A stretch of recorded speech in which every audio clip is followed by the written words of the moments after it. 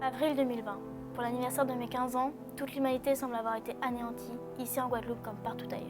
Tel un tsunami, le Covid-19 a repoussé la vie des humains vers l'intérieur, loin des côtes, en confinement.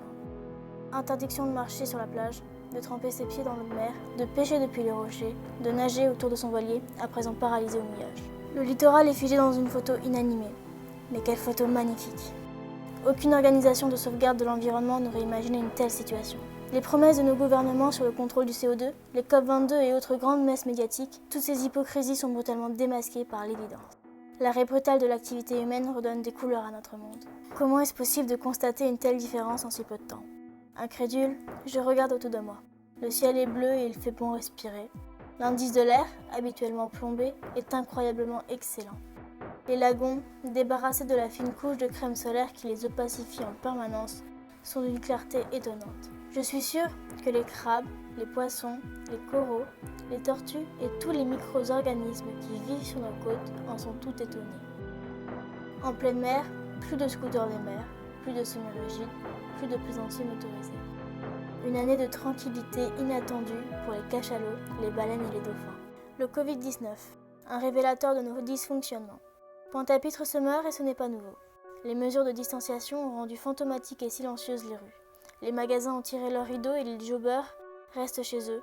Mais voilà belle lurette que la vie économique s'est exilée vers les centres industriels et commerciaux. Là-bas, peu de confinement et de fermeture. Business must go on.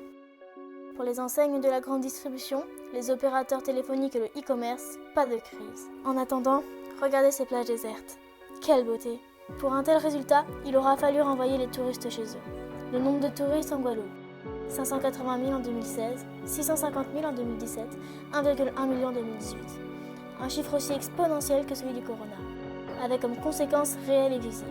Agrandissement de l'aéroport et du port, routes saturées de voitures de location, gîtes et hébergements construits en place des forêts, des mangroves et des terres cultivables, dégradation des sites naturels, des rivières, des îlets, des cascades, surconsommation, pollution. Cet arrêt extraordinaire et soudain, qui réveille la nature, n'est malheureusement pas une décision prise pour le bien-être de l'humanité, mais par nécessité sanitaire et économique. Il est donc forcé et contraignant, basé sur la surveillance et la répression, et non sur l'adhésion.